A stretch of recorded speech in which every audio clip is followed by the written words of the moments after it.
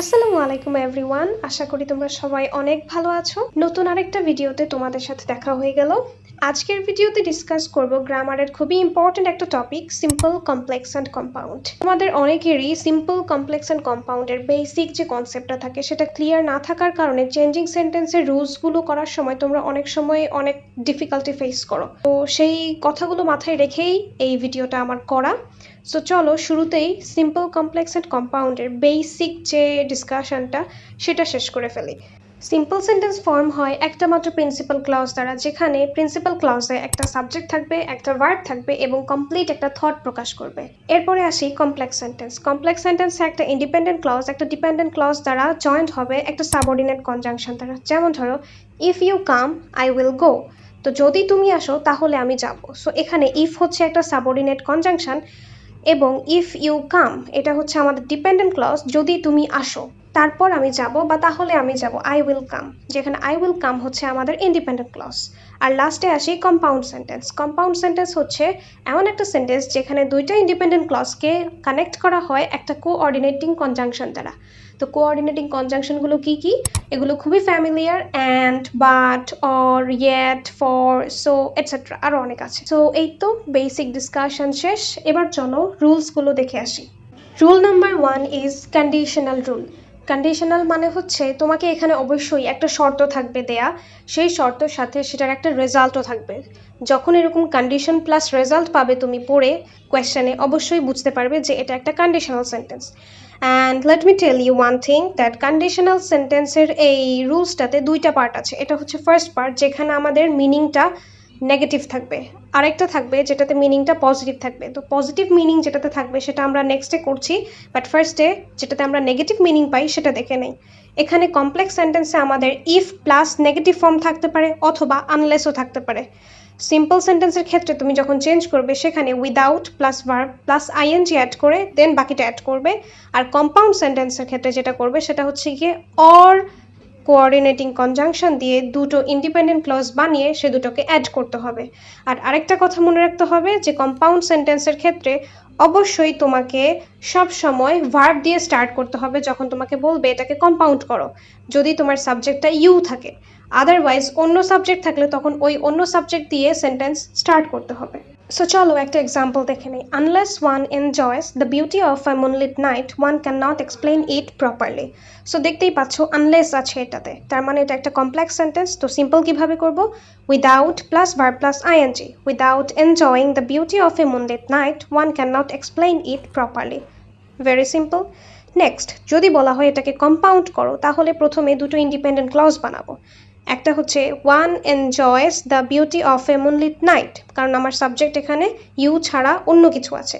আরেকটা হচ্ছে one cannot explain it properly, এখন এটাকে কি দিয়ে অ্যাড করব? অর দিয়ে অ্যাড করব, বিকজ আমার রুলস অনুযায়ী যখন কমপ্লেক্স সেন্টেন্সে আনলেস থাকবে তখন আমাকে অর দিয়ে অ্যাড করতে হবে। That's it. So one enjoys the beauty of a moonlit night or can not explain it properly. যখন আমরা অ্যান্ড, বাট, অর দিয়ে দুটো ইন্ডিপেন্ডেন্ট ক্লজ কানেক্ট করতে যাব তখন যদি সেম সাবজেক্ট থাকে তাহলে আমরা সেকেন্ড ক্লজটা লেখার সময় সাবজেক্টটা স্কিপ করতে পারি, এটা না লিখলেও কিছু হবে না। লাস্টলি আমি কোয়েশ্চেনটাকেই আরেকটা ভ্যারিয়েন্ট ফর্মে লিখেছি, যেটা হচ্ছে গিয়ে আমি লিখেছিলাম রুলসে যে আমরা আনলেস ছাড়াও ইফ প্লাস নেগেটিভ এই ফর্মেও কিন্তু কমপ্লেক্স সেন্টেন্সটাকে দেখতে পাবো। সো ওটা কীরকম হবে?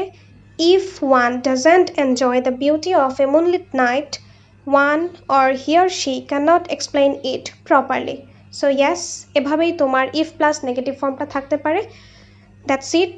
এই হচ্ছে গিয়ে আমাদের কন্ডিশনাল বা শর্তমূলক যেই প্রথম রুলসটা ছিল সেইটার ফার্স্ট পার্ট, নেগেটিভ ওয়ান। এখন আমরা যাব এইটার সেকেন্ড পার্টে, যেখানে আমরা দেখব পজিটিভ মিনিং পাই আমরা শর্তমূলক সেন্টেন্সগুলোতে।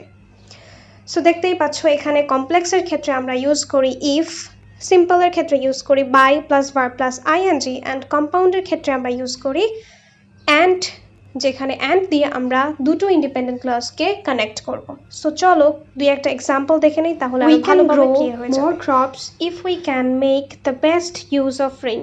লক্ষ্য করলে দেখবে যে এখানে কিন্তু কন্ডিশনটা ফার্স্টেই নেই, কন্ডিশনটা আছে পরে। যদি আমরা বৃষ্টির সর্বোচ্চ ভালো ব্যবহারটা করতে পারি তাহলে আমরা আরও বেশি শস্য উৎপাদন করতে পারবো। সো সিম্পল করতে বলেছে, তাহলে by plus verb plus ING, by making the best use of rain we can grow more crops. অথবা আমাদেরকে যেভাবে দিয়েছে কোয়েশ্চেনে আমরা সেভাবেও করতে পারি, we can grow more crops by making the best use of rain. এখন এটাকে যদি কম্পাউন্ড করতে বলে দুটো ক্লজ বানাবো, we make the best use of rain and can grow more crops. এই তো, এভাবেই আমরা সিম্পল কমপ্লেক্স কম্পাউন্ডের ফার্স্ট রুলসটা শেষ করলাম। সেকেন্ড রুলসে চলে যাওয়া যাক। সেকেন্ড রুলসকে বলা হয় অপোজিশন অথবা বিপরীতধর্মী। এখন কেন এটাকে অপোজিশন বলছি দেখো, কমপ্লেক্স সেন্টেন্সে এখানে আমরা ইউজ করি দো অথবা অলদো, যেটার মানে হচ্ছে যদিও। কম্পাউন্ডের ক্ষেত্রে আমরা ইউজ করি বাট, আর সিম্পল সেন্টেন্সের ক্ষেত্রে ইউজ করি in spite of or despite, যেটার মানে হচ্ছে সত্ত্বেও। তো একটা এক্সাম্পল দেখে বুঝে নেই ব্যাপারটা। দো the moon gives us light, it does not have light of its on. যদিও চাঁদ আমাদের আলো দেয়, তার মানে কি, চাঁদের আলো আছে বলেই তো সে আমাদের আলো দিতে পারে, কিন্তু এটার আসলে নিজস্ব কোনো আলো নেই। এইটাই হচ্ছে অপোজিশন রুল, যেখানে একটা কিছু হচ্ছে কিন্তু সেটার পরে যেই স্টেটমেন্টটা দেওয়া হয় সেটা একদমই ওটার অপোজিট, ওটার সাথে মিলে না। দ্যাটস ওয়াই এটাকে বলা হয় অপোজিশন। দেখো এটাকে আমরা কম্পাউন্ড কিভাবে করছি। The moon gives us light, এটা একটা ক্লজ। আরেকটা ক্লজ হচ্ছে ইট does not have light of its on, এটা আরেকটা ক্লজ। তো এই দুইটা ক্লজকে আমি কানেক্ট করছি বাট দিয়ে। The moon gives us light but it does not have light of its own, simple. Next আরেকটা উদাহরণ দেখে নেই। The river destroys the house of man but is still very use to us, এটাকে বলেছে complex করতে। তো complex কিভাবে করব, দো অথবা অলদো দিয়ে। Though the river destroys the house of man it is still very use to us. এখানে ইট বলতে দ্য রিভারকে বোঝানো হচ্ছে। So that is how we are doing this rules. And lastly আরেকটা এক্সাম্পল হচ্ছে, though she was a nice little girl she was not an ordinary child, এটাকে বলেছে simple করতে। তাহলে কিভাবে করব, ইন স্পাইট অফ, তারপরে আমরা পজেসিভ ইউজ করব সেই সাবজেক্টের যেই সাবজেক্টটা আমাদেরকে দেওয়া হয়েছে। কখন করব, যদি শুধুমাত্র সেটা ব্যক্তিবাচক হয়। তো ইন স্পাইট অফ হার, দেন ভার্বের সাথে আইএনজি অ্যাড করব। অ্যাম, ইজ, আর, ওয়াজ, ওয়ার এগুলো হচ্ছে বি ভার্ব, এগুলোর সাথে আইএনজি অ্যাড করলে হয় being. In spite of her being a nice little girl, she was not an ordinary child. তো এভাবেই আমরা এই রুলসের ক্ষেত্রে সবসময় চেঞ্জেসগুলো করে থাকবো। ডো আর অলদো কমপ্লেক্স সেন্টেন্সে, কম্পাউন্ডের ক্ষেত্রে বাট, এবং সিম্পলের ক্ষেত্রে ইন স্পাইট অফ অথবা ডিসপাইট। এই তো, এখন আমরা চলে আসলাম থার্ড রুলসে, যেটাকে বলা হয় পারপাস অর মোটিভ, বা উদ্দেশ্য প্রণোদিতভাবে কোনো কাজ বলে থাকলে আমরা তখন এই রুলসটা অ্যাপ্লাই করব। কমপ্লেক্স সেন্টেন্সের ক্ষেত্রে এখানে সাবজেক্ট, ভার্ব, দেন ওই ক্লজের বাকি অংশটুকু দিয়ে সো দ্যাট অথবা ইন অর্ডার দ্যাট অ্যাড করে আমরা আবার সাবজেক্ট, তারপর ক্যান অর কুড টেন্স অনুযায়ী এবং বাকি অংশ অ্যাড করব। সিম্পলের ক্ষেত্রে বেসিক্যালি মেইন জিনিসটা হচ্ছে সো দ্যাট অথবা ইন অর্ডার দ্যাটের জায়গায় আমাদেরকে 2 + V1টা অ্যাড করতে হবে। আর শুরুতে সাবজেক্ট ভার্ব দিয়ে ক্লজের বাকি অংশ, এবং শেষে 2 + V1-এর পরে সেই ক্লজের বাকি অংশ দিব। আর কম্পাউন্ডের ক্ষেত্রে দুটো ইন্ডিপেন্ডেন্ট ক্লজ বানিয়ে সেটাকে অ্যান্ড দিয়ে কানেক্ট করতে হবে। সো চলো একটা এক্সাম্পল দেখে নেই। We have to create social awareness to fight against corruption. এটাকে বলেছে কম্পাউন্ড করতে।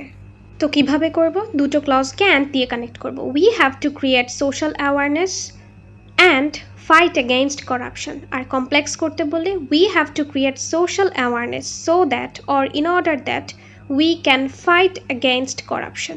সো এই তো, এইভাবে এই রুলসটা দিয়ে আমরা অ্যাপ্লাই করে চেঞ্জিং সেন্টেন্সগুলো করব।